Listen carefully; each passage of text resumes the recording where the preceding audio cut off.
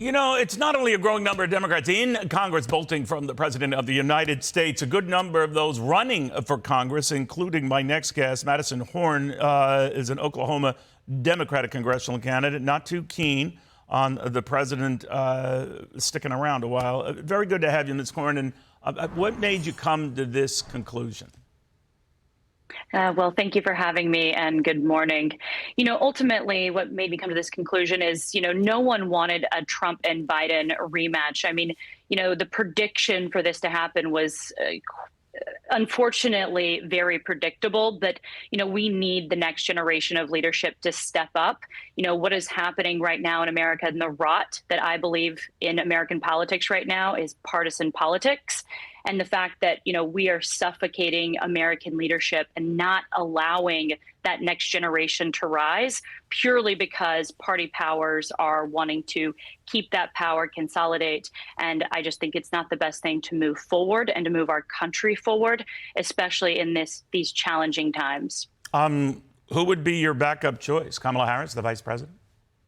I don't think that it's appropriate for me to anoint someone. The appropriate process is for us to potentially go to the convention, or even prior to, and us follow a democratic process that ensures that multiple candidates, multiple individuals get the opportunity to speak their case, and then someone is nominated through that process. Now, that might be your view, and many echo that, to be sure. But I look at these latest polls. The president's not doing that poorly. It is still a competitive race. You think you're overreacting.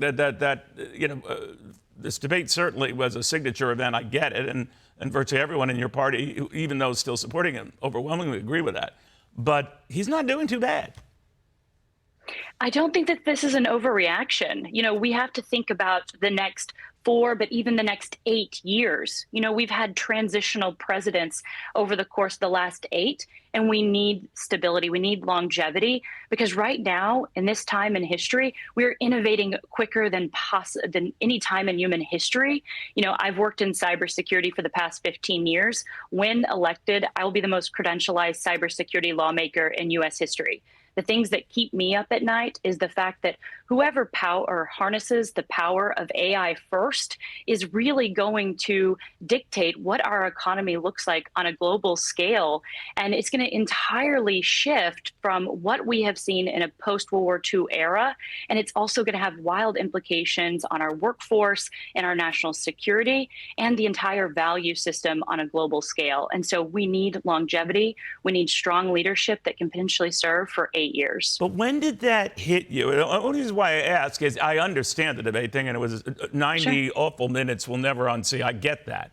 But did you harbor any of these views prior? I mean, there are a lot of people who've been seeing the president forgetting names, stumbling and all of that stuff. And the stumbling stuff, I think is in a separate category. It's not a cognitive issue as much. Sure.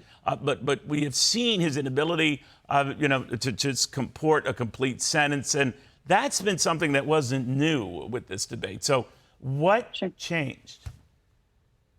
I don't want to say anything changed. I mean, I started this conversation by saying that I don't believe anyone wanted to look at the 2024 presidential ballot and see Joe Biden and Trump on the ballot.